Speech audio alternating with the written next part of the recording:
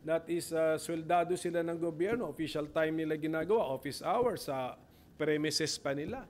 Oh. And then, nagtataka tayo, bakit automatic? Wala sigurong salita yung nagbibigay ng papeles sa kanila. Alam na nila anong gagawin, bibilangin nila. Bakit?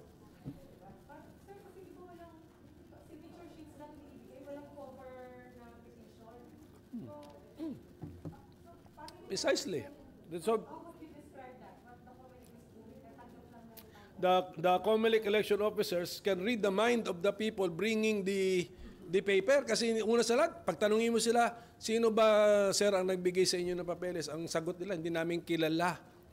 Pero hindi na namin kinausap yun, pero alam namin anong gagawin. Ba't alam anong gagawin? Sabi ko nga, masyado naman accommodating.